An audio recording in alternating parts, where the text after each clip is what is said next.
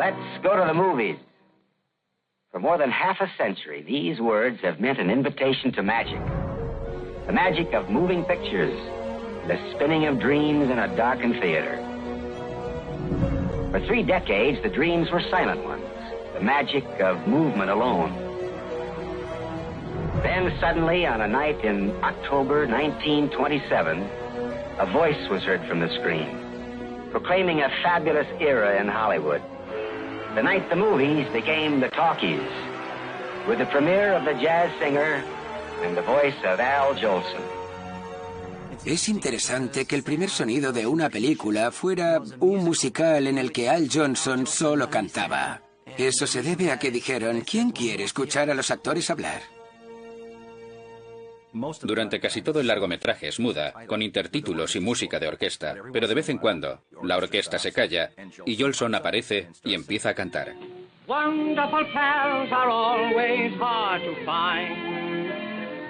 Some folks have one, some folks have none. Jolson siempre le hablaba a su público. Una de las cosas por las que era conocido era por su labia, particularmente por su latiguillo, que llevaba diciendo desde 1906. You ain't heard nothing yet. Wait a minute, I tell you. You ain't heard nothing. Lo dijo cuando estaban grabando el sonido, por lo que las primeras palabras de un diálogo que oímos en una película son «Aún no habéis oído nada». El primer largometraje sonoro, Lights of New York, es una película muy aburrida, una pseudopelícula de gángsters con gente desconocida alrededor de una mesa y un teléfono en el centro, donde claramente está el micrófono, y todos se inclinan sobre él. Take him for a ride.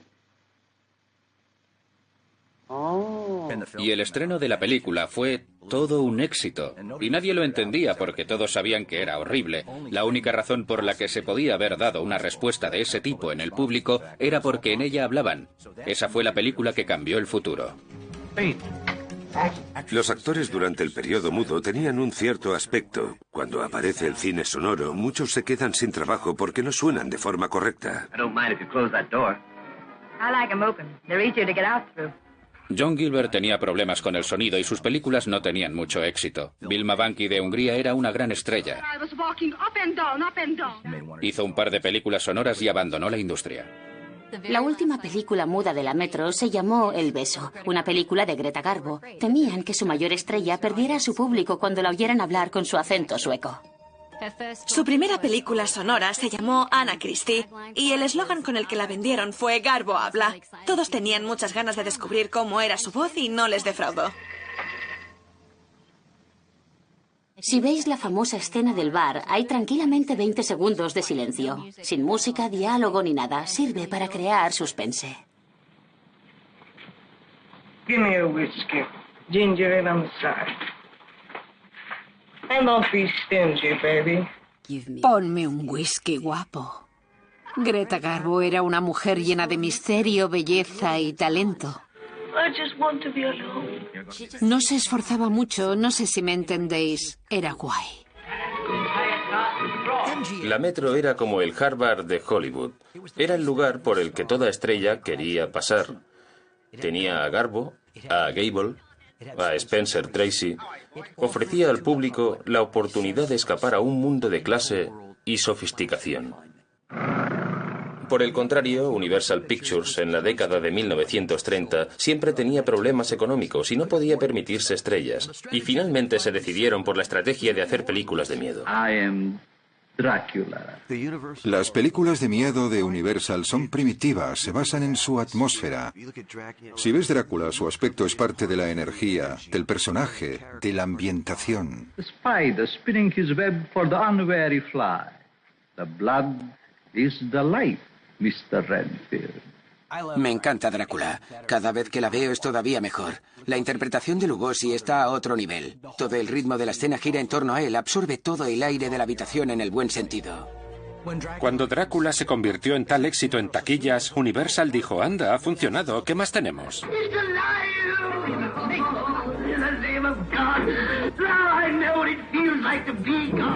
El Doctor Frankenstein, de James Whale, Fue la película que me hizo querer hacer películas. Recuerdo haber visto a Boris Karloff en la secuencia del molino en llamas. Tenía 6 años y desde ese momento quise hacer películas. The Bride of Frankenstein. Todo el mundo hacía pelis de miedo, pero lo que Universal tenía de especial era el cuidado con el que las hacía, además de que hacía un montón y tenía mucho éxito.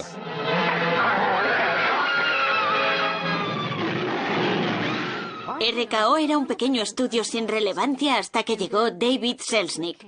Él sabía ver qué quería el público y les dio King Kong. King Kong fue una de mis primeras experiencias traumáticas en el cine.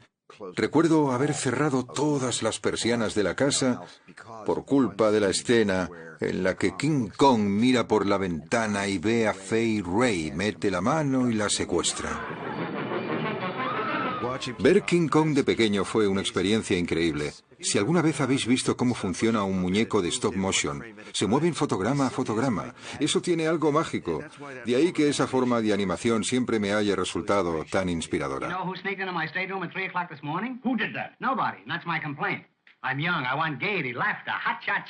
Los hermanos Marx cambiaron colectivamente el humor en Estados Unidos. Los chistes tenían gracia y aún la tienen. Han durado generaciones. De verdad sigue haciendo gracia.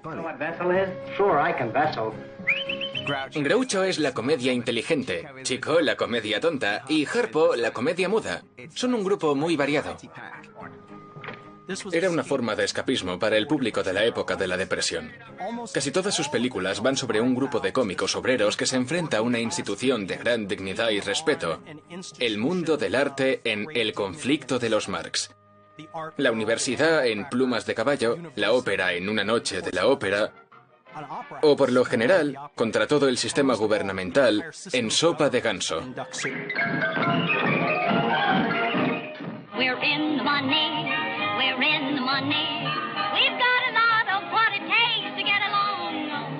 Soy súper fan de Busby Berkeley. Sus musicales para Warner Brothers eran los mejores, eran reales, sobre mujeres que trabajaban en la industria del espectáculo e intentaban conseguir trabajo durante la depresión. Uno de los números más increíbles es el de Recuerda a mi hombre olvidado con Joan Blondell.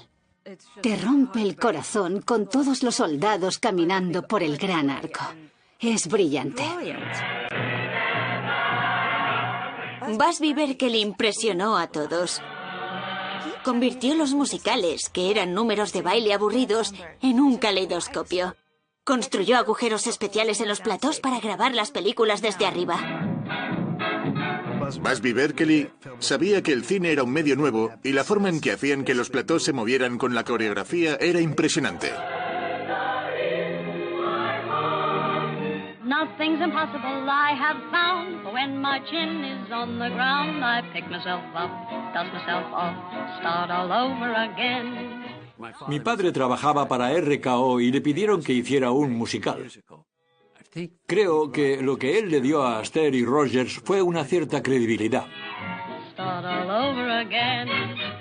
Ver esa película durante la depresión, una época en la que la gente estaba rodeada por la desesperanza, y encontrar este número animado, increíble y cómico, tuvo que haber sido una experiencia de lo más satisfactoria. Levántate.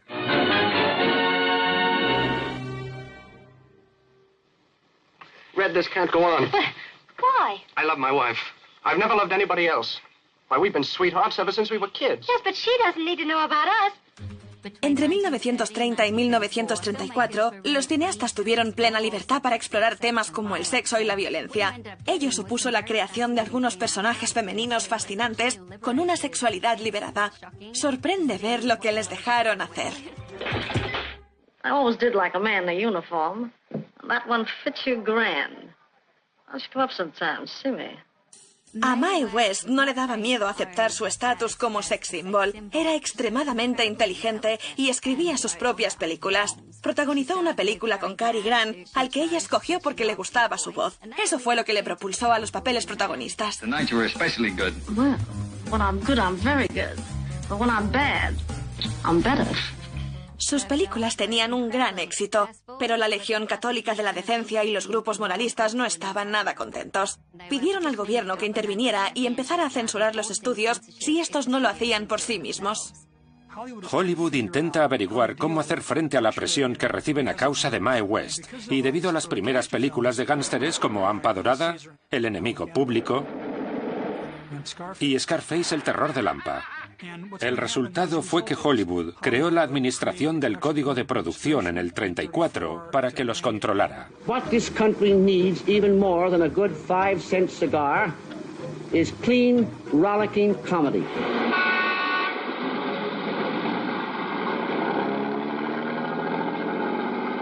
Next time you drop in, bring your folks. En 1934 aparecieron los comienzos de la comedia Screwball o de locos. Sucedió una noche pone a Clark Gable contra Claudette Colbert, una niña rica y mimada que ha escapado de su padre.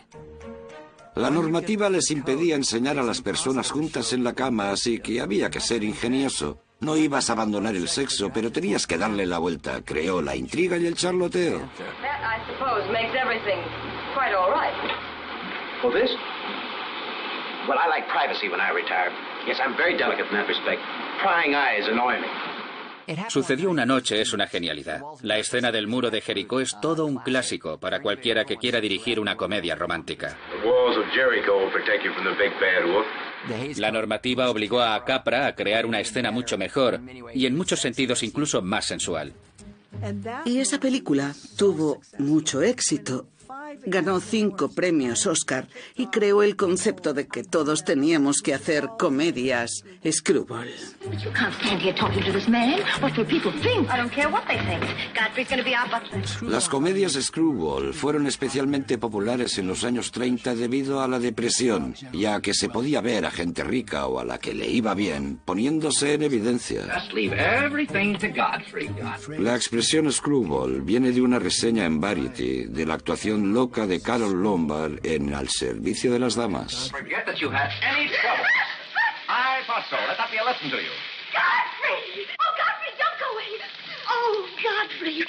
Now I know you love me. I do not love you, and you're getting me all wet. You do, or you wouldn't have lost your temper. What is the meaning of this, may I ask? Oh, nothing. Godfrey loves me. Put me in the shower. Carol Lombard era extraordinaria. Era muy disparatada en su interpretación, pero su humor tenía lógica. No puedes mantener este ritmo a no ser que seas muy inteligente. El truco era que los protagonistas hacían el payaso. Una de mis favoritas es La pícara puritana.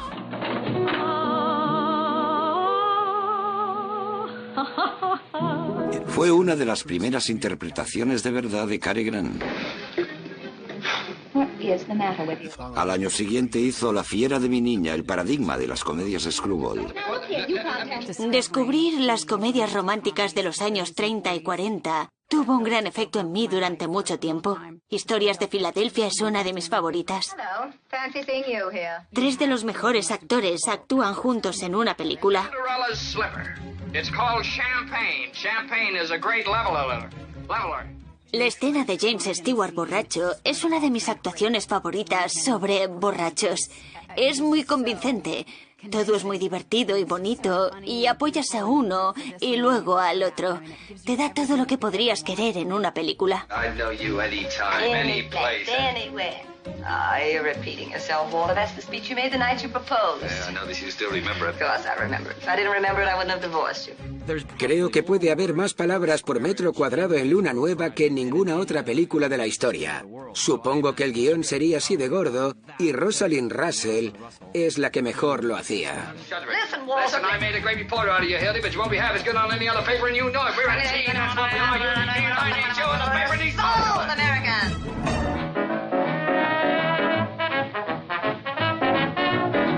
Muchas de estas películas de los años 30 de Hollywood tienen algunas de las mejores interpretaciones por negros de la época. Por ejemplo, están los hermanos Nicholas o Bill Bojangles Robinson. A muchos les parecían entretenidos, pero a menudo estos personajes negros eran estereotípicos y problemáticos. Hallelujah. Oh, praise be, Mr. Jackson, coming home. Hattie McDaniel era conocida por sus papeles de sirvienta. You know, Miss Ty, I've been under the impression that you is a one-man woman. I am, one man at a time. Figuras como la sirvienta eran caricaturas raciales. Son fantasías de lo que una sirvienta o nodriza hacía en una plantación. No tienen mucha voluntad, existen en el segundo plano de la narrativa, en la que participan los personajes blancos. Esa imagen era dañina, pero ella no la creó. La creó la gente blanca que controlaba Hollywood. I believe you're the laziest man that ever lived on this river. On this river, Queen? That's saying a whole lot. Paul Robeson siempre fue mejor que el material que le daban.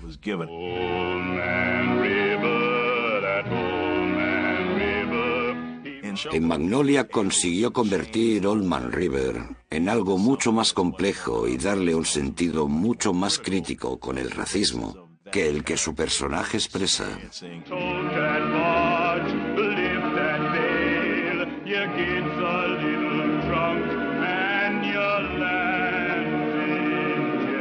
Paul Robeson empieza en el cine cuando Oscar Micheaux estaba haciendo películas como En Cuerpo y Alma. Oscar Micheaux fue uno de los pioneros del cine afroamericano. Formaba parte de un género conocido como cine de raza, películas hechas desde los comienzos del cine, principalmente por cineastas negros, para un público negro. En los comienzos del cine era mucho más fácil, no solo para los afroamericanos, sino también para las mujeres entrar en la industria.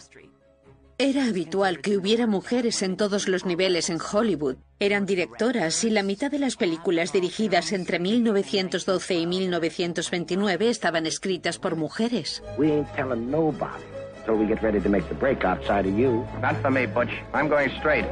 El Presidio fue una de las dos películas por las que Frances Marion ganó un Oscar y a día de hoy sigue siendo la única mujer que se ha llevado 2 Oscar por un guión original. La otra es El Campeón. I think that's enough for today, don't you, huh? Swell, champ. Any donut. Fue extremadamente prolífica, tiene una larga filmografía, pero hizo películas en géneros que son típicamente considerados como masculinos. Conforme la industria se consolidó en estudios, tanto las mujeres como los afroamericanos fueron dejados de lado como figuras relevantes y cineastas. Se trata de un sistema de estudios que se organiza en torno a las estrellas, y las mujeres se convierten en el objeto de esa cosificación. Film 701, Sternberg, Frau Dietrich, Aufnahme 3. Cuando alguien como Marlene Dietrich viene de Alemania, tiene que representar lo ajeno, lo desconocido.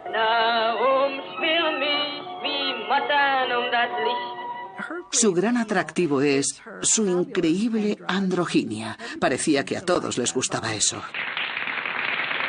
En Marruecos interpreta a una cantante de cabaret vestida con traje y sombrero de copa que se convirtió en su atuendo icónico que siguió usando el resto de su vida. Toma la rosa de una joven del público y le da un beso en los labios. Esto se da especialmente en las películas que hizo con Von Sternberg, Marruecos, La Venus Rubia, El Diablo es una mujer. Casi nunca pasa nada en esas películas, carecían de narrativa por completo. Todo consistía en crear ese espectáculo de deseo y belleza. Se estima que en los años 30 el 70% de las personas que iban al cine eran mujeres. Y al haber más mujeres en el cine, más pedían personajes femeninos fuertes.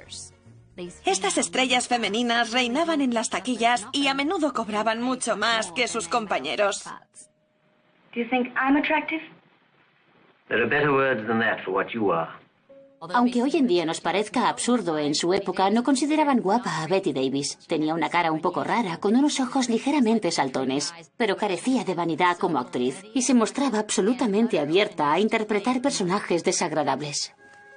Se trataba de una actriz joven que intentaba afianzar su carrera como estrella y aún así insistió en hacer Cautivo del Deseo, donde interpreta al peor personaje que pueda existir.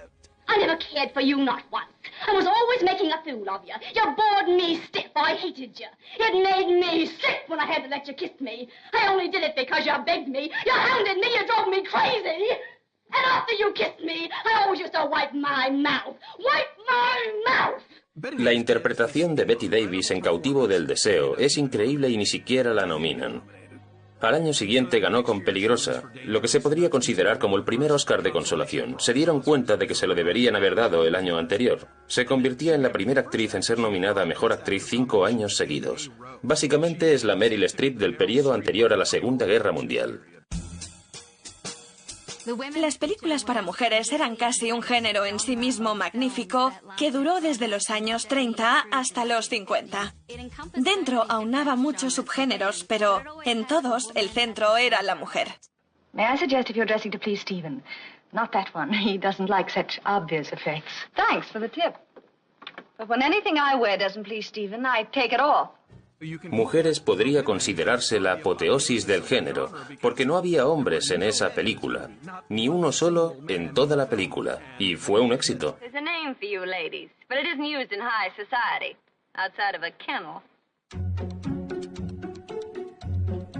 Los hábitos de consumo del cine en los años 30 eran muy diferentes de los de ahora. La gente no iba solo para una película. A veces había una segunda, la película B. Había noticias, un corto y estaban los dibujitos.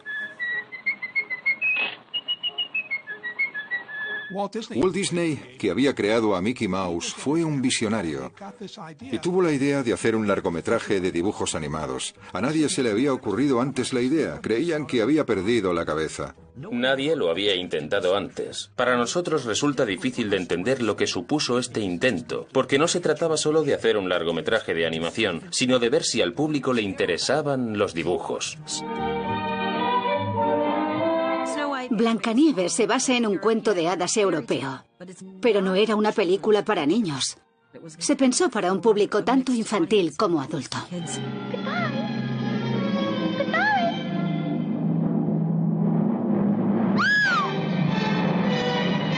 A Walt no le daba miedo tener poder dramático. No le daba miedo usarlo. No le daba miedo crear escenas que podrían dar miedo e incluso ser traumáticas. A la gente le sorprendió descubrir que las partes tenebrosas les daban miedo de verdad y la muerte de ensueño de Blancanieves les conmovía por la ternura de la animación. Adultos lloraron en el estreno. Disney había conseguido lo que todos decían que era imposible. Fue un éxito impresionante, sobrepasó todas las expectativas y permitió a Walt levantar el estudio. Todos los largometrajes de animación que existen hoy surgen a partir de Blancanieves. Sin ella no existiría nada. La Diligencia fue una de las películas que definió el género western. John Ford empieza a darle la vuelta a la idea del western, del bueno contra el malo, a algo más interesante, con una serie de personajes realmente únicos y sufridos.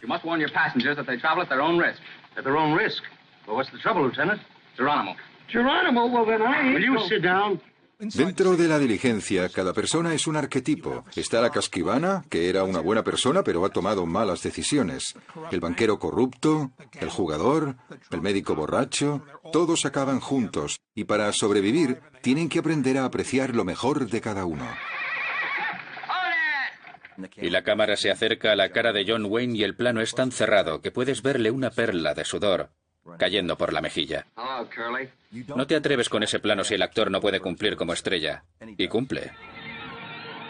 Solían decir que Ford le convirtió en una estrella al no dejarle hablar, enseñando solo sus reacciones, algo hasta cierto punto cierto. Wayne me dijo una vez, no soy un actor de acción, sino de reacción.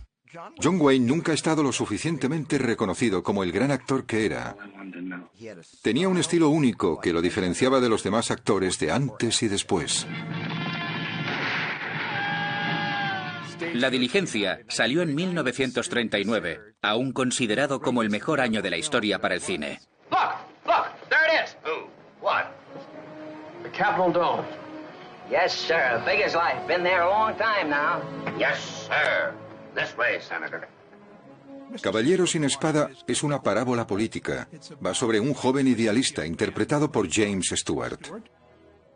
Llega a Washington y descubre una máquina corrupta que tememos que vaya a devorarle. This is a man's world. It's a brutal world, Jeff, and you've no place in it. You'll only get hurt. Caballero sin espada es seguramente mi película favorita de Capra. Era un inmigrante y odiaba la idea del gobierno grande que arrolla al ciudadano de a pie.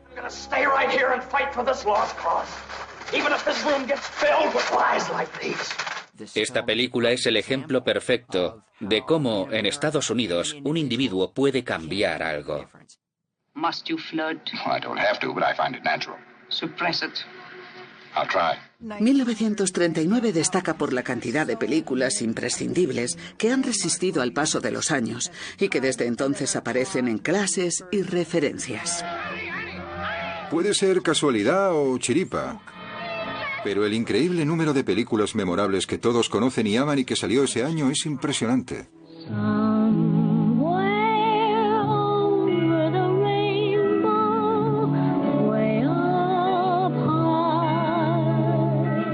Uno de los preceptos de los musicales narrativos es que las canciones tienen que hacer avanzar la historia. En una canción como Somewhere Over the Rainbow se puede palpar la añoranza. Después de cantar una canción así, sabes que tiene que partir de viaje.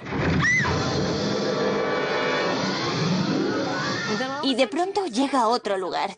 Un tornado se la lleva y aterriza en un mundo mágico. Ella no sabe que está en otro mundo hasta que no abre la puerta y todo es de un color precioso. No puedes pensar en El Mago de Oz sin pensar en El Camino de Baldosas Amarillas. Estaba rodada en el sistema de Technicolor de 3 colores, por lo que sus colores eran especialmente vivos. Como era de fantasía, no tenía que ser completamente realista. Era una forma de entretenimiento que la gente no había visto antes. Lo que consiguieron hacer es impresionante, así como la ternura de sus interpretaciones. Don't you think the wizard could help him too? I don't see why not. Jack Haley, Ray Bolger y Bernard le dieron humanidad a esos locos personajes. Yes, I'm ready now. Then close your eyes and tap your heels together 3 times. Fue la mejor película de niños, que todo el mundo relaciona con la idea de abandonar el hogar y regresar a él. Oh, Annie M. There's no place like home. Hoy en día decimos que todo es épico, pero lo que El viento se llevó sí que fue épica, porque demuestra las posibilidades del cine. Es un espectáculo. Presenta la guerra civil en todo su horror y sus proporciones. Tiene una escena muy emblemática en que la cámara se aleja de unos veteranos sureños heridos. Desde un punto de vista técnico es muy impresionante, pero las historias que rodean a la película me resultan aún más interesantes. David Selznick, uno de los personajes más importantes de Hollywood, es un libre pensador. Abandona el sistema de los estudios en la cumbre de su carrera y funda Selznick International Pictures. Y en cuestión de un año queda claro que el principal objetivo de la compañía es producir lo que El viento se llevó, que tardaría 3 años en hacer. Quien iba a interpretar Red Butler fue un consenso nacional, iba a ser Clark Gable. Era un hombre hecho y derecho. Tenía una cierta bravuconería, pero que parecía ganada. I'm in love with you, Ashley. I'm in love with you, Ashley. I love you. I love you. La búsqueda de Scarlett fue por un lado una argucia publicitaria, pero fue algo serio. Selznick quería dar con la Scarlett O'Hara correcta. Selznick ya estaba grabando antes de que eligieran siquiera a Scarlett. Aún no tenía la actriz protagonista. David Selznick estaba viendo cómo ardía Atlanta cuando su hermano Myron se le acercó con Vivian Leigh y le dijo: "Te presento a Scarlett O'Hara". Ashley, I love you. Scarlett. I love you, I do. Cuesta una barbaridad separar a Vivian Leigh de Scarlett O'Hara. Es capaz de crear empatía hacia un personaje algo complicado, si no desagradable, durante buena parte de la película. Y lo hace suyo.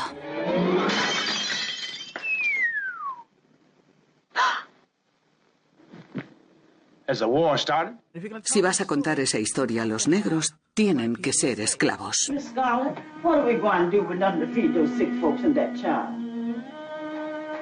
I don't know, Mary. I don't know. Los personajes negros interpretados por Hattie McDaniel y Butterfly McQueen son los mejores personajes de la película. Son los únicos morales. Red básicamente viola a su mujer. Scarlett es un desastre. Ashley es débil y Melanie es un felpudo. Pero en medio de todo eso está Mami. It's Mr. Red I was worried about. Entiende su posición en el mundo y le saca todo el partido que puede. He done lost his mind these last couple of days. Oh, no, Mammy, no. I ain't never seen no man, black or white, sit store on any child. Hay un momento hacia el final de la película en que Mami le habla a Melanie sobre Red y su dolor. Y puede sentirlo. Es una escena muy potente. Please, Miss Melanie. I'll do what I can, Mammy. I present the Academy Award for the best performance of an actress in supporting roles during 1939 to Hattie McDaniel. Hattie McDaniel fue la primera persona afroamericana en ganar un Oscar, y a pesar de todo no pudo sentarse con el resto del elenco, sino que se sentó en la zona cerca de la cocina. No es que fuera a dar el salto a los grandes papeles, siguió interpretando a sirvientas e hizo un comentario interesante. Prefiero ganar $10,000 interpretando a una sirvienta que 10 trabajando como tal. I sincerely hope I shall always be a credit to my race and to the motion picture industry. My heart is too full to tell you just how I feel. And may I say thank you and God bless you. Cinema, roll 5, Alfred Hitchcock. La siguiente gran idea de David Selznick, después de lo que el viento se llevó, fue contratar a Alfred Hitchcock. Hitchcock hizo sus fantásticos thrillers británicos con los que ganó la fama. El mejor de todos era 39 escalones. Al final de los años 30 era el principal artista del cine británico, pero entendía que trabajaba para un sistema con unos medios económicos muy limitados. También ve cómo se avecina la guerra y se alegra de marcharse a Estados Unidos para trabajar para Selznick con un contrato de 6 películas, empezando por Rebecca.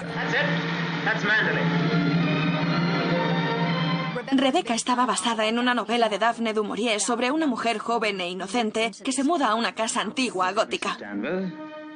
Y su vida se ve envuelta en el misterio.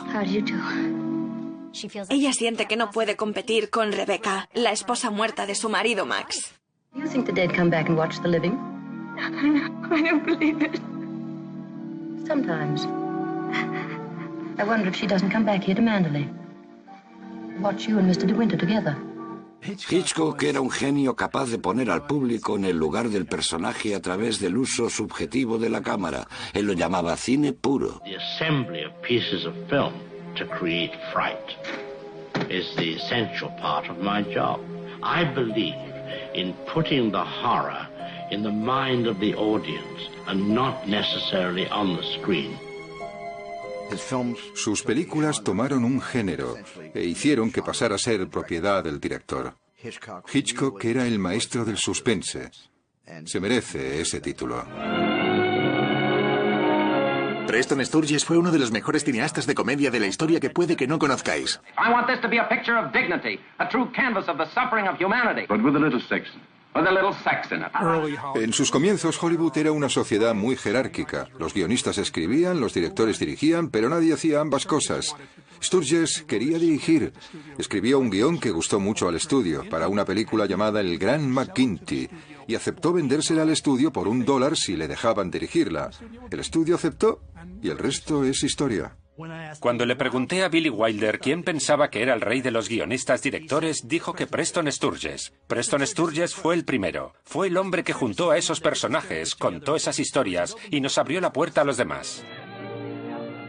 Una de sus mejores películas, Las 3 noches de Eva, está muy bien planteada.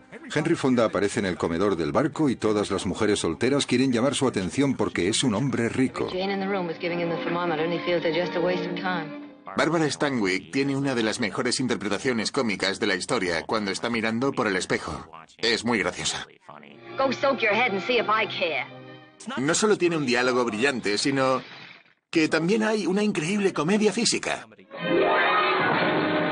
Es un equilibrio maravilloso entre comedia simple y comedia compleja. Y la vida es ambas, ¿no? Sturges tuvo una época durante los años 40 en que sacaba un éxito tras otro. Es una serie de películas de mucha calidad, sin precedentes. Incredible as it may seem, those strange beings who landed in the Jersey farmlands tonight are the vanguard of an invading army from the planet Mars. Orson Welles llegó a la industria cinematográfica tras haber tenido un tremendo éxito en la radio. Asustó a medio país con La Guerra de los Mundos y llegó a la portada del Time gracias a sus interpretaciones en el Teatro Mercury. Se le consideraba un gran actor y un gran director y llegó a Hollywood con el mejor contrato que había tenido nunca nadie. You know, when you don't really want to go out to Hollywood, then the deals got better and better. In my case, I didn't want money. I wanted authority. So I asked the impossible, hoping to be left alone. And at the end of a year's negotiations, I got it. Orson Welles tenía un ego monstruoso. Lo iba a hacer como a él le diera la gana y no le importaba lo que pensaran los demás. Y lo admiro porque tenía el talento que lo respaldaba.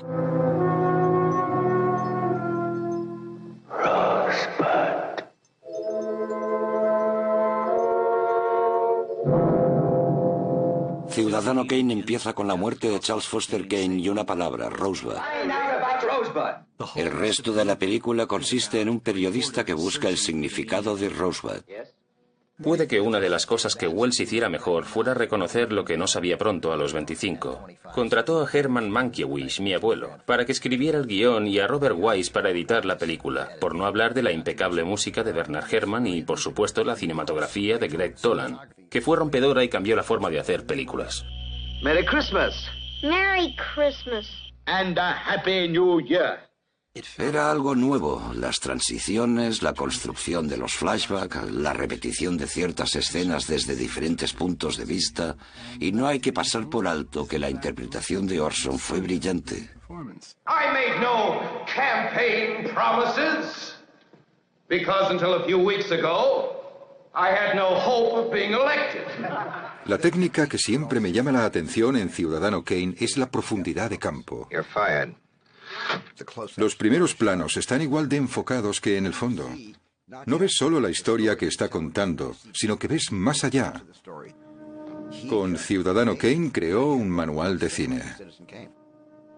No hay dudas de que Charles Foster Kane está basado en la vida de William Randolph Hearst. Era dueño de periódicos, un servicio de noticieros para el cine, emisoras de radio y revistas. Era toda una figura de poder en la política americana y, lo que es más importante, en la política de Hollywood. Hearst puso la película en la lista negra, ningún periódico suyo ponía anuncios de ella y los cines tenían miedo de proyectarla. No puedes ganar dinero de una película que no puede llegar al cine. Los periódicos que no pertenecían a Hearst la recibieron muy bien. La nominaron a 9 Oscar. Solo ganó uno, el del guión, que fue a mi abuelo y a Welles. Nada más. Welles debería haber ganado el Oscar a Mejor Película y a Mejor Director, y seguramente también a Mejor Actor. Es una muestra de la presión que recibió esta película. No hay otra película en la historia del cine como Ciudadano Kane. No conozco ninguna ópera prima de ningún director que pueda toserle siquiera. No digamos ya compararse con Kane. Rosebud.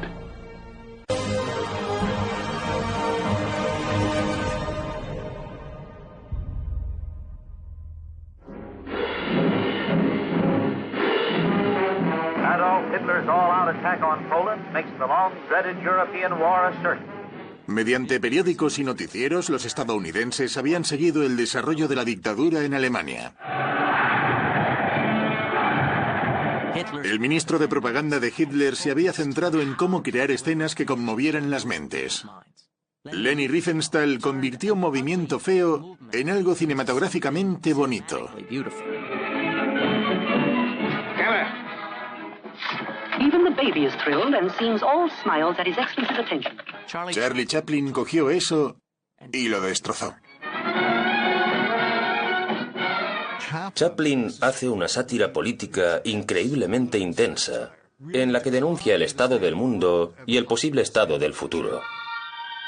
Out Caesar, out Nolus, Emperor of the world. ¿Cómo tratas esta megalomanía en pantalla sin que suene estridente ni pedante? Conviertes el mundo en un globo y haces un baile tonto y demagogo con él. Este payaso puede destruir el mundo. Es tragedia y comedia a la vez en una de las escenas políticas más poderosas del cine. Who do you think will win the war? The slightest idea. Rick is completely neutral about everything, and that takes in the field of women. Humphrey Bogart es un americano que dirige Riggs en Casablanca. Es la Segunda Guerra Mundial y antes de que Estados Unidos se involucrara. Nadie conoce su historia, le va el juego y el alcohol. No tiene que preocuparse por la guerra, pero resulta que la guerra va a él. No matter what the future brings as time goes by. Sam, I thought I told you never to play. En el bar de Rick entra una pareja, Ilsa y su marido, Víctor Laszlo, un héroe de la resistencia. Well, here's a great deal about Rick in Casablanca.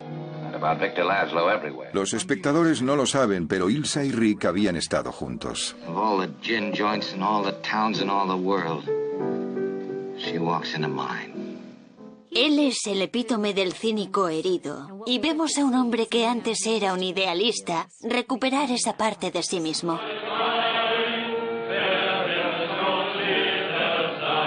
Hay una escena fantástica en que los alemanes están junto al piano y empiezan a cantar Die Wacht am Rhein.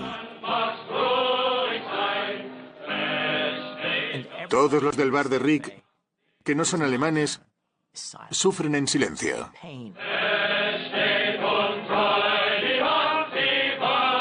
Y Víctor Laszlo se va a la banda y les dice que toquen el himno nacional de Francia. Ellos miran a Bogart que hace... Y tú te quedas. Ah, Bogart se ha unido a la guerra.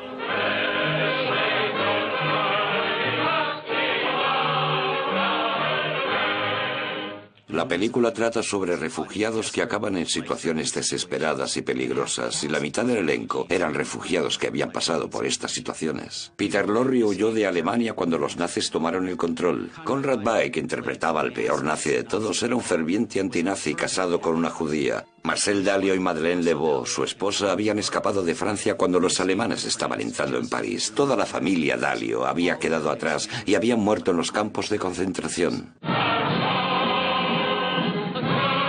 Se enfrentan al fascismo con el patriotismo y la pasión del amor a su país. Actualmente esa escena aún me pone los pelos de punta. Casablanca es el guión perfecto para el momento perfecto. La historia se resuelve de la única forma posible. Ilsa, I'm no good at being noble, but it doesn't take much to see that the problems of three little people don't amount to a hill of beans in this crazy world. Nos dice que nuestros problemas como individuos no significan nada frente al gran reto que se acerca. Y que todos teníamos que enfrentarnos a eso en la época más oscura de la Segunda Guerra Mundial. Open fire! Yeah! To your station!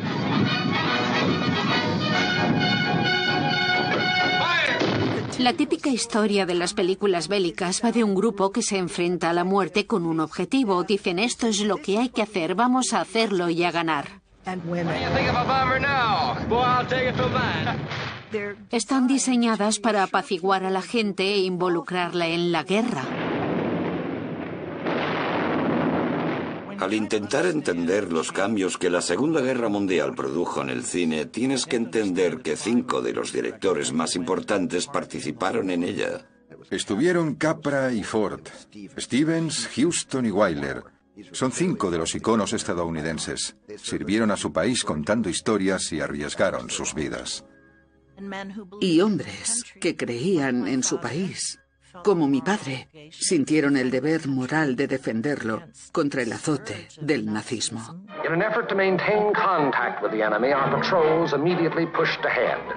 Pasó por situaciones muy complicadas.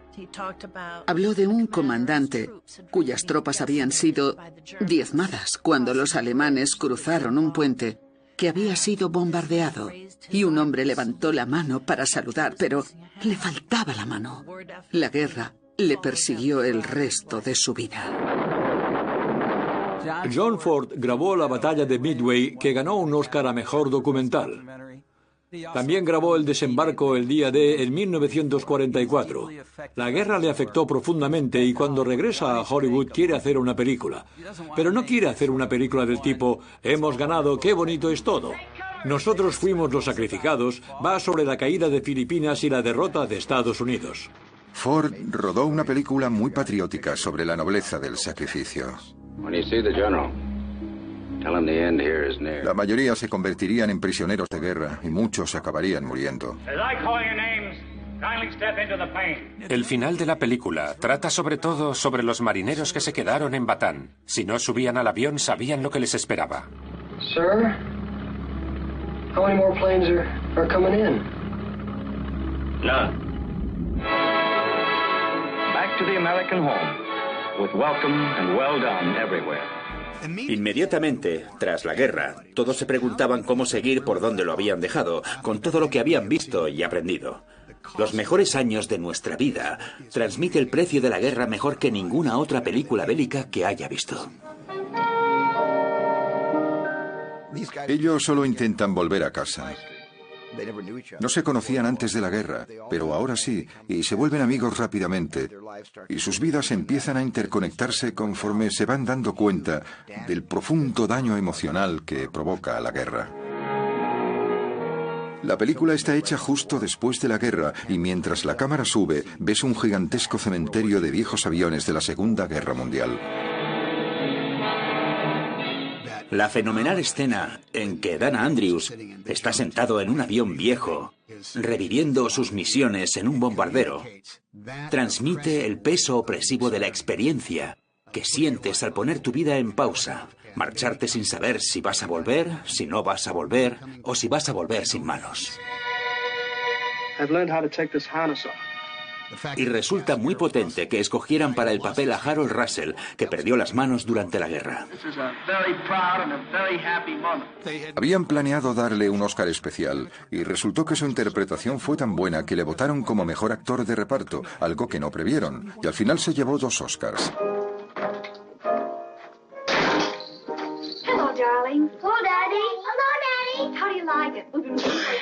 Qué bello es vivir no tuvo mucho éxito en su estreno, algo que siempre me ha sorprendido, porque es una película que hoy veneramos y que tuvo problemas cuando salió. Es una mezcla maravillosa de valor narrativo y temática. Daddy, the Browns next door have a new car. You should see it. Oh, what's the matter with our car? Isn't it good enough for you? Capra siempre fue un humanista.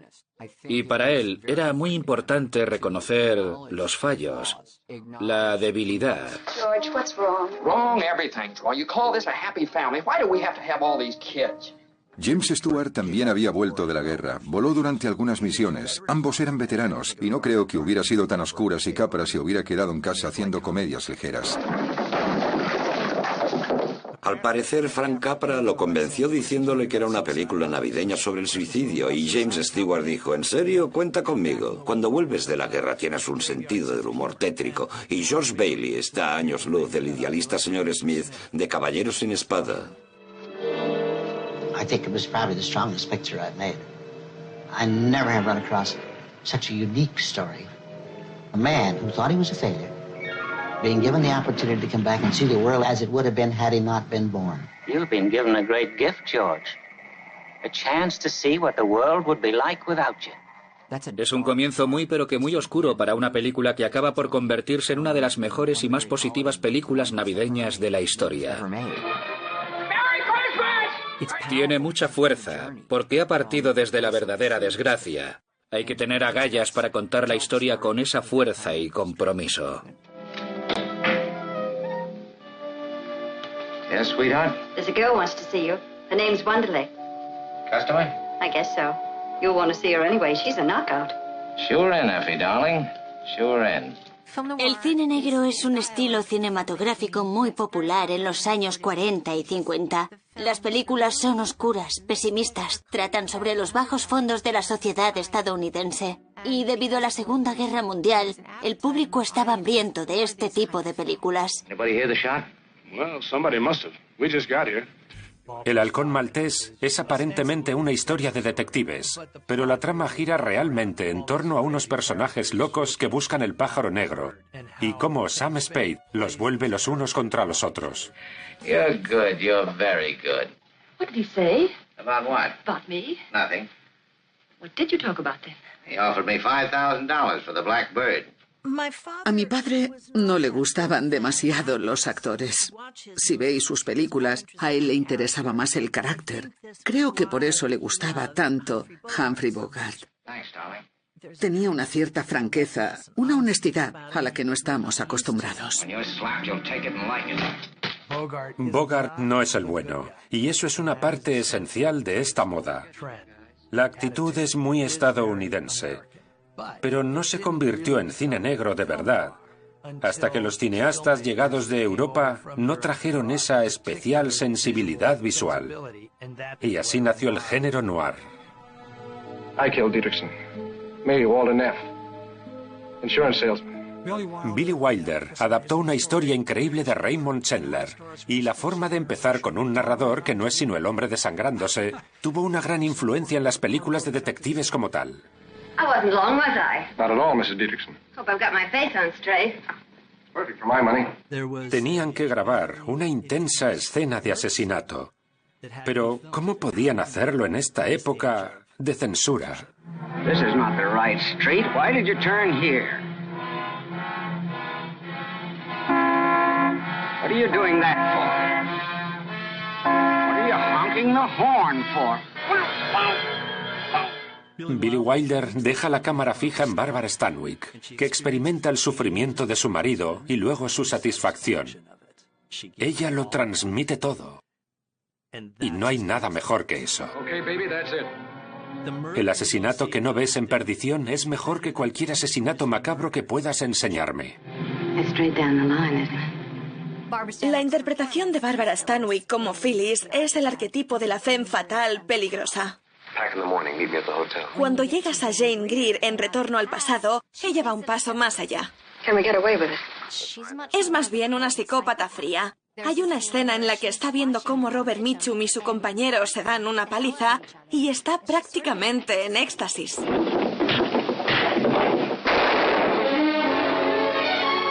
Jamás olvidaré las imágenes de esa pelea. Su cara cuando dispara a un hombre se me quedó grabado para el resto de mi vida. Ella lo lleva al bungalow y se besan.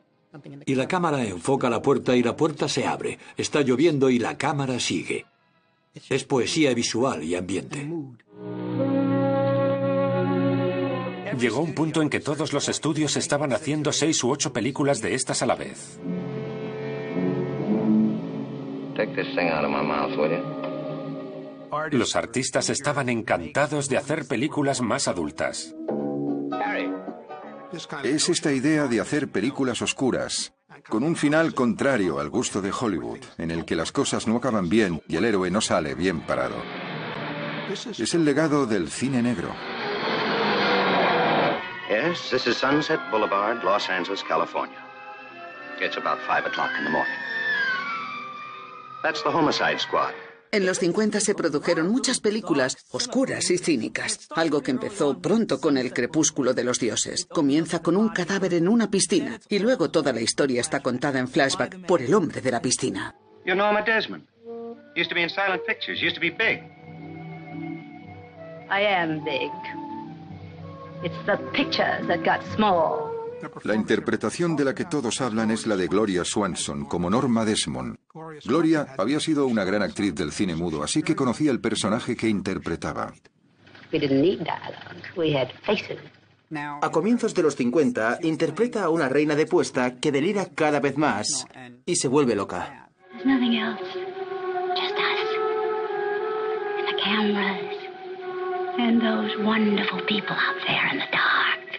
Es una película sobre la tendencia de Hollywood a abandonar a la gente, a encumbrarla, destrozarla y olvidarla. Lloyd, I'm not 20ish. I'm not 30ish. 3 months ago I was 40 years old. 40. 40. El crepúsculo de los dioses y Eva al desnudo salieron las dos en 1950. Bette Davis se había tomado un descanso en su carrera. Había hecho un par de películas y mucho éxito, por lo que esto fue todo un regreso. Ahí estaba interpretando a una magnífica actriz de teatro, Margot Channing, preocupada por perder su carrera y a su hombre. Y entonces aparece Eve Harrington. Well, what do you think of my elegant new suit? Very becoming. It looks much better on you than it did on me. Oh, I can imagine. Esta actriz emergente comienza como una seguidora, pero enseguida te das cuenta de que hay algo más. Quiere apartar a Margot y quedarse con los papeles que solían darle a ella. Margot se defiende con uñas y dientes, como solo Bette Davis sabe hacerlo. Fasten your seatbelts. It's going to be a bumpy night. Bette Davis te lleva de lo más alto de la vanidad a los confines de la desesperación. Me encanta esa parábola. Es una de sus mejores interpretaciones. Funny business, a woman's career. The things you drop on your way up the ladder so you can move faster. You forget you'll need them again when you get back to being a woman. El crepúsculo de los dioses y Eva al desnudo son ambas películas sobre actrices que compiten entre sí y que son usurpadas por una generación más joven, y eso es justo lo que pasó en los Oscars de ese año, donde se enfrentaban al Oscar de Mejor Actriz Gloria Swanson, Bette Davis, y sin embargo la ganadora fue Judy Holliday, que acababa de saltar a la fama con Nacida ayer. No. I don't know. How old are you? 29. It's entertainment in your own living room. And all over the country, movie audiences of all ages sit glued to their television sets. The picture may be small, but it's free. La mayor amenaza al cine salió en los 50, cuando la gente empezó a comprar televisores.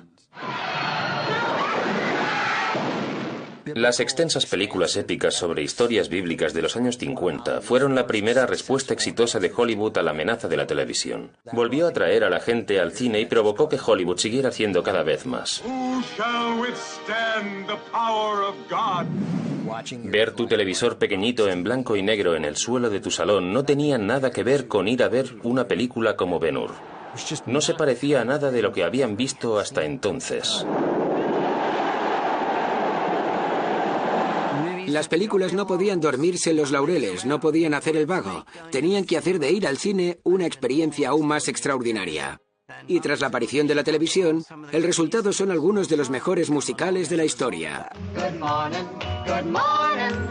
It's great to stay up late. Good morning to you. Cantando bajo la lluvia es la película perfecta. Es divertida, bonita y colorida, y las canciones son brillantes. In the rain, just singing in the rain. What a glorious feeling, I'm happy again. So they said, well, what do you do with singing in the rain? I said, well, it'll be raining and I'll be singing, you know. And that was it. So it wasn't very hard, really, to compose it. Oh, what a moment of splashing the water on it. Yeah, well, that part was fun.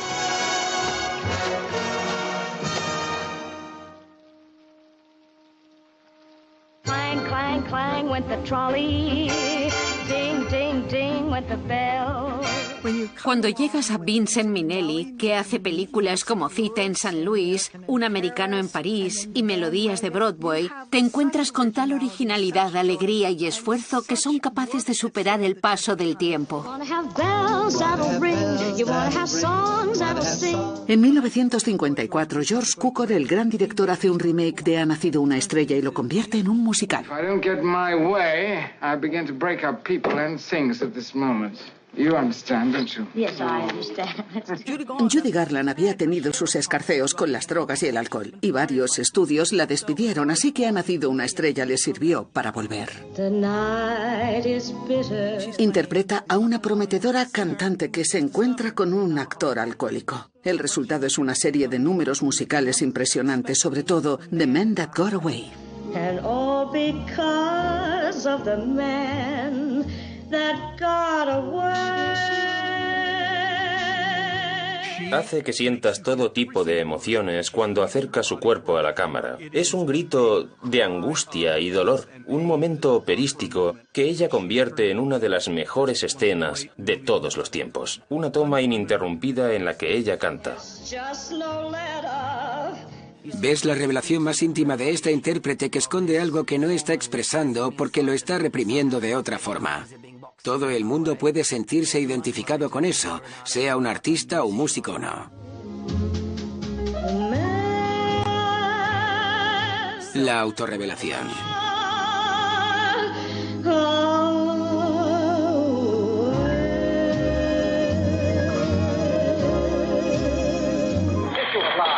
To get the answer to that question if we have to stay here for a week. Are you a member of the Communist Party?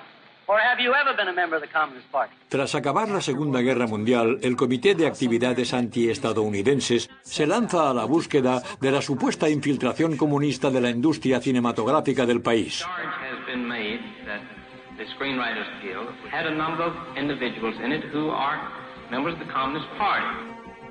Existía la percepción de que si los soviéticos quisieran infiltrarse en Estados Unidos, lo harían infectando Hollywood.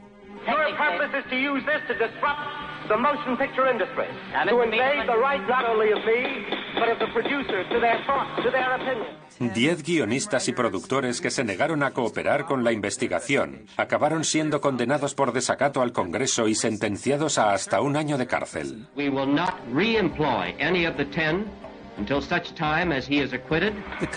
El comité identificó a gente sospechosa de ser comunista y los propios estudios pusieron en la lista negra a todos los que se negaron a cooperar. Ben Miller down at the depot now with Jim Pierce and Jack Colby. They asked about the noon train. The noon train? Carl Foreman está escribiendo el guión de Solo ante el peligro durante el verano de 1951, cuando recibe una citación para testificar ante el Comité de Actividades Antiestadounidenses, y comienza a darle al guión un sentido parabólico, alegórico, sobre la lista negra de Hollywood.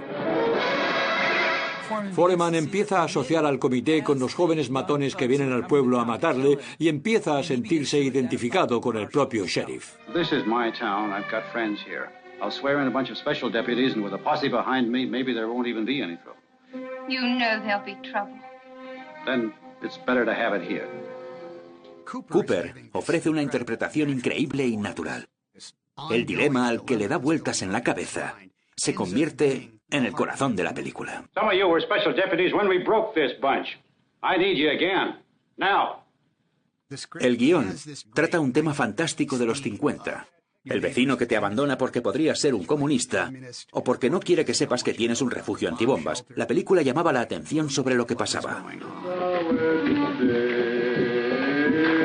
Carl Foreman era un hombre con tales principios que cuando testificó no dio ningún nombre. Lo pagó caro, lo exiliaron y le obligaron a marcharse a Inglaterra.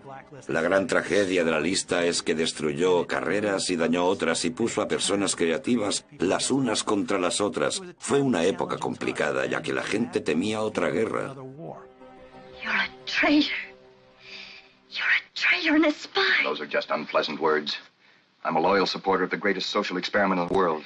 Estados Unidos sufría de paranoia comunista. Los comunistas se habían infiltrado en nuestras escuelas, en el gobierno, y de ahí surgen las invasiones extraterrestres de las películas. Fue una época empapada de temor, no solo por las cazas de brujas comunistas que había, sino también, por supuesto, por la bomba atómica. Con la creación de las armas nucleares, las posibilidades para el terror y el horror parecían infinitas. El género de los insectos gigantes comenzó con la humanidad en peligro en 1954,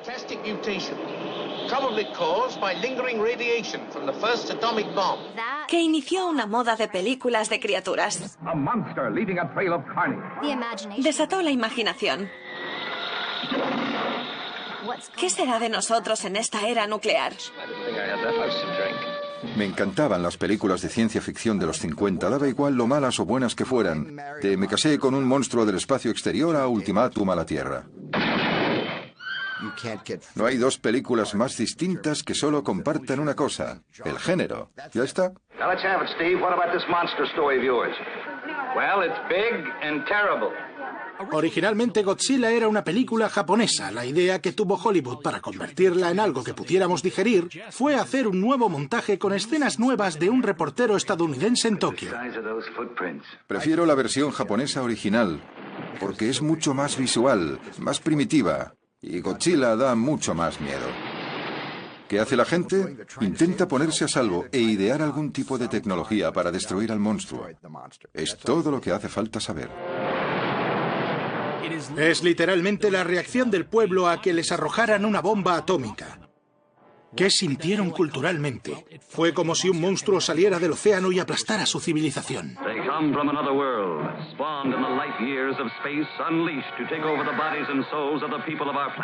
Una de las películas que define mejor la angustia de los años 50 fue La invasión de los ladrones de cuerpos, en que el enemigo va a llegar y va a ser igual que tu vecino. Tomarán el control sobre ti y todo lo que conoces y amas habrá desaparecido. La invasión de los ladrones de cuerpos es una gran película de género que funciona a dos niveles. Se puede entender como una metáfora de la amenaza comunista, pero por el contrario trata de la amenaza de la caza de brujas de McCarthy. Y aún así funciona como película de miedo en toda regla.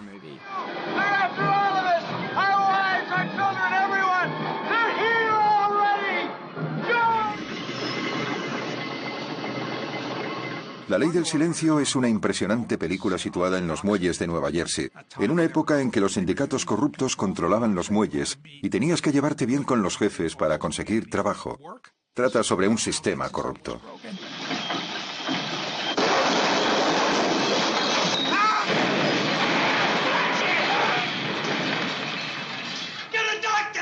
En La Ley del Silencio fue la primera vez que vi a gente que conocía, gente con la que crecí, gente de mi familia o gente de la calle en la pantalla.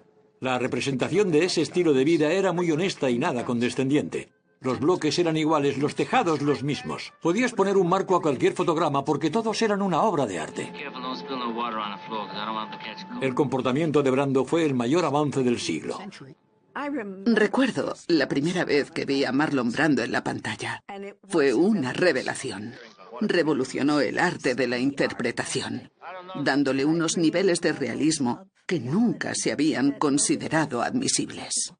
I could have been a contender. I could have been somebody instead of a bum. Todos admiraban a Brando, era fantástico, no se centraba en la técnica, tenía una cierta técnica, pero tenía más que ver con los sentimientos, transmite muchas cosas. A Marlon Brando se lo suele asociar con el estilo de interpretación de método. The method essentially is terribly human, profoundly human thing. It was affected by psychoanalysis, the understanding of the soul, so to say. Brando se sale en La Ley del Silencio, pero ¿quién no se sale en esa película? Y todos son actores de método de Actors Studio. Por mucho que admiro a Brando y a Carl Malden y T.J. Cobb, Eva Marisen era una de mis actrices favoritas y me parece que hace un papel impecable. Kazan trabajaba muy bien con ella. Éramos muchos en el estudio. Todos trabajábamos de la misma forma y nos sentíamos cómodos los unos con los otros.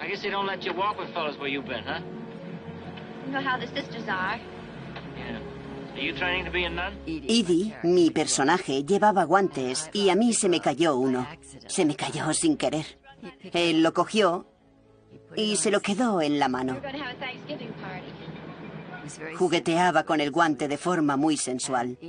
Y Edie tenía que recuperar el guante, pero no sabía cómo hacerlo. Tenía que acercarse más a él. Muestra la sensibilidad y la genialidad de Marlon Brando. La Ley del Silencio fue nominada a 12 Oscars, se llevó 8, incluidos Mejor Actriz de Reparto para Eva Marisen, que estaba embarazada cuando lo aceptó.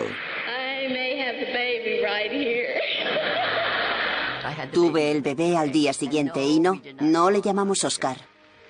Cuando pienso en algunos de los increíbles actores y actrices de los 50 como Montgomery Clift, Audrey Hepburn, Sidney Poitier, Andy Griffith y por supuesto James Dean, son una generación joven dispuesta a ponerle más alma a su interpretación. Cuando vi Al este del Edén, me quedé. ¡Madre mía! Era el método en su máximo esplendor. Creo que es uno de los mejores actores de todos los tiempos, y para mí eso es solo basándome en Al este del Edén. Rebelde sin causa fue la película que lanzó al estrellato a James Dean. Solo actuó en 3 películas, pero todas son inolvidables. James Dean se convierte en una figura icónica que le habla a una generación. Y si a eso le sumas una vida corta por lo joven que murió, tienes la combinación perfecta para la aparición de una figura mítica, de las cuales no hay muchas en Hollywood. A kiss on the hand may be quite continental, but diamonds are a girl's best friend. Una de las mejores imágenes de la historia del cine es Marilyn Monroe en su vestido rosa cantando Diamonds Are a Girl's Best Friend.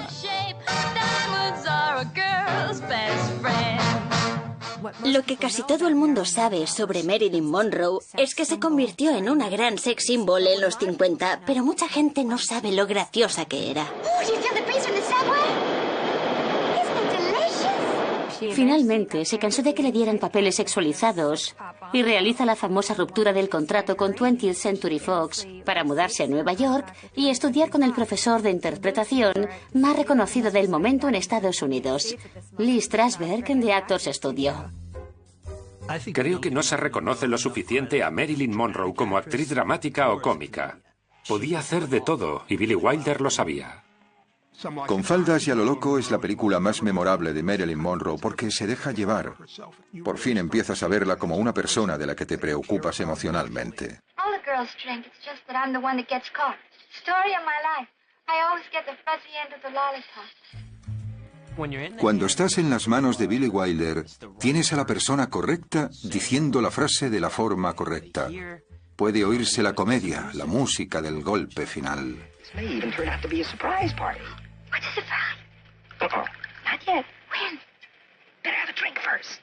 Es una película ridícula en muchos sentidos. Tony Curtis y Jack Lemmon interpretan a dos músicos en el Chicago de los años 20 que presencian accidentalmente la masacre del día de San Valentín y tienen que huir. Deciden unirse a una banda de mujeres disfrazados. Jack Lemmon se convierte en Daphne y sin intentarlo atrae a un millonario que se enamora de él. I'm engaged. Congratulations. Who's the lucky girl? I am. Con faldas y a lo loco es la mejor comedia de la historia con la mejor frase final. But you don't understand, Osgood. I'm a man. Well, nobody's perfect. Mr. Ford, I've noticed that your view of the West has become increasingly sad and melancholy over the years. Have you been aware of that change in mood? No. John Ford era increíble. Sus películas tienen una profunda emoción y sensibilidad. Todas y cada una de ellas. Creo que veía el mundo de otra forma que los demás. Tenía un sentido de la composición increíble e intuitivo. Y está claro que entendía el poder de un fotograma. El oeste le dio a Ford la libertad de examinar temas como la masculinidad, lealtad, venganza y justicia. Centauros del Desierto es la culminación del viaje con dos colaboradores clave, el director, ya en la última etapa de su carrera, y la estrella al final de su carrera.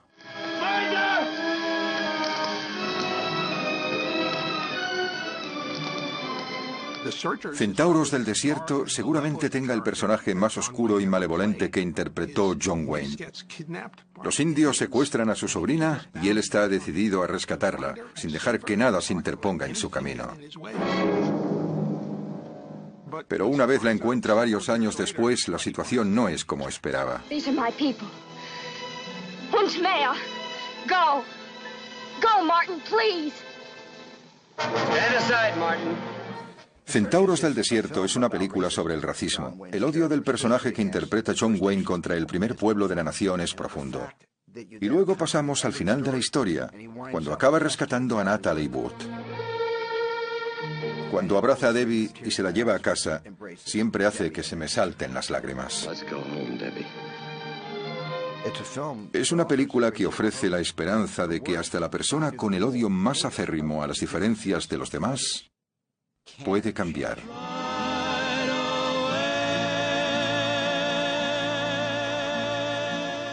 El sistema de los estudios se estaba desplomando a finales de los 50. Casi todos eran libres de hacer las cosas a su manera. Los directores tenían la libertad para poner su sello a las películas. Esto fue un cambio radical a cómo se hacían las cosas en Hollywood. A mediados de los 50 y comienzos de los 60, Hitchcock sacó buena parte de sus obras maestras. Empezó a hacer películas en color y a tener un elenco estadounidense y a hacer películas más grandes y llamativas.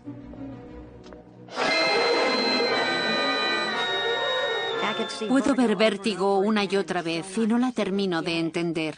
Y eso me encanta. Es una película muy subconsciente. Es como un acertijo. Sientes que Hitchcock mantiene una conversación simbólica con el público. You want me to be dressed like her? Judy, I just want you to look nice. I know the kind of a suit that'll look well on you. No, I won't do it. La relación entre James Stewart y Kim Novak es como la relación de un director con una actriz. Hitchcock estaba obsesionado con tu apariencia, tu pelo, tus joyas. la piedrecita que escogía. Mr. Hitchcock, can I ask you this? Are actors puppets, or must the director allow them a life of their own? If the director is working in the purely cinematic medium, then the actor must come under his control. Trabajar con él era lo opuesto a The Actors Studio. Él no hablaba de sentimientos. Me decía, no uses las manos. Baja la voz. Mira a Cary Grant directamente a los ojos. Jack Phillips, Western Sales Manager for Kingby Electronics. No, you're not. You're Roger Thornhill of Madison Avenue, and you're wanted for murder on every front page in America. And don't be so modest. Hitchcock fue uno de los primeros directores en convertirse en marca, que te hacían ir al cine solo porque la película estaba dirigida por él. Eso de ir al cine por quién era el director se estaba convirtiendo en norma. Los clásicos de Hollywood entre los años 30 y 50 son el corazón del cine de Estados Unidos. Todos los que se dedican hoy a esto han visto los clásicos y están influidos por ellos. Son los cimientos, los patrones de todo lo que ha seguido. Puedes repasar las películas sin parar, y si les das la oportunidad, vivirán para siempre.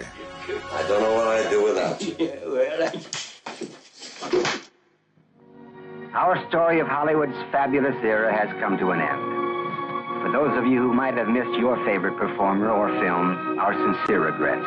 In our brief time, we've been able to salute only some of them. But this show, in a sense, thanks all of them.